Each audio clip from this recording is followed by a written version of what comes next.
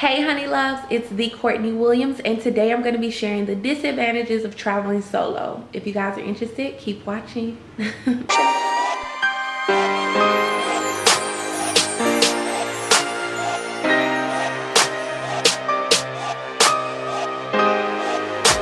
Okay, honey buns, let's jump on in. I know you guys already know I've been traveling solo for a minute now, and I really wanted to share a few disadvantages that you guys may not think about when you're, starting out your own solo travel journey.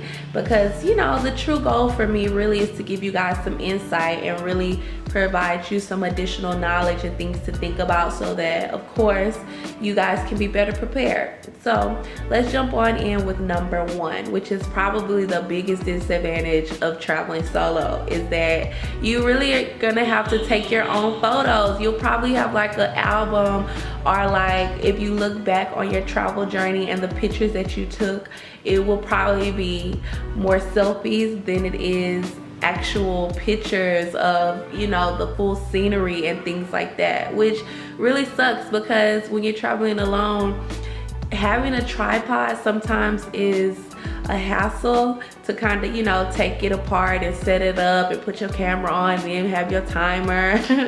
Or like if you're at a museum or a temple, trying to get other people to take your photo might seem a little bit uncomfortable asking, or either like, will they try to run off with my phone or my camera, like it's a hassle. So it's always easier to take the selfies, but it's kind of like a downfall because you can't really get the picture that you would normally get if you had a travel buddy. Number two is you can't split costs when things are a little bit more expensive. It's probably hard sometimes, especially when you're going to cities where they don't have hostels, or places like in Cambodia where they only have guest houses or bungalows. Normally in these situations, if you had a travel buddy, you could easily split the costs. Or let's say if you're taking a taxi somewhere far, you could easily split these costs. But when you're traveling solo and you're in these type of situations, you still got to cover these costs yourself. So that is also something that happens while you're traveling solo.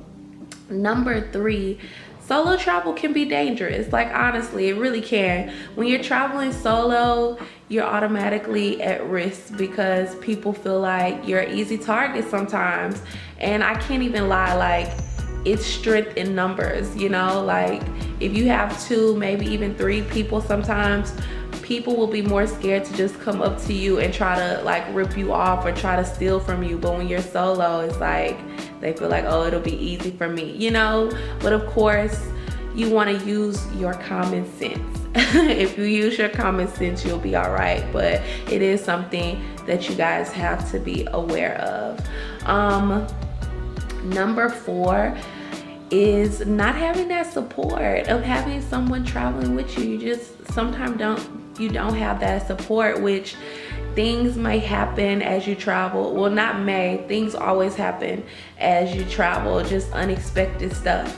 And it could be something as small as like getting food poisoning, or missing your train, or not making it to your flight on time. Different things like that if you had someone traveling with you wouldn't seem so hard, because it's like y'all can laugh it off together and figure out what the next best step is together. But when you're alone, it's kind of like, it's hard sometimes because you're alone facing this situation by yourself, and it may seem more magnified at that particular time because it's only you. So be prepared for that as well. I suggest you just breathe and work through the situation one step at a time. It's the only thing you really can do, and just realize that when bad things happen as you're traveling, it's not gonna last forever. It's only making you stronger. Number 5, last but not least, is just having someone to experience your travel journey with. Like, granted, you know, you'll meet so many people as you're traveling, and I've had a bunch of moments where I have met people and traveled with them through countries, but it's always sad because I know eventually we're going to part ways.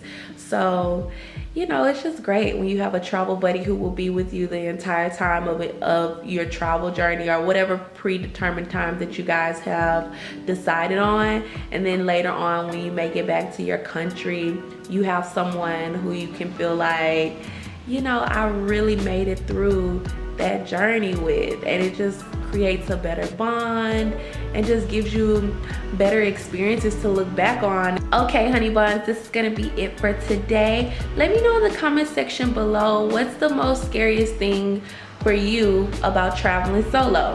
And let's talk about it. Make sure you also like this video and subscribe. As always, guys, remember, people will stare, make it worth their while. I'll see you guys later.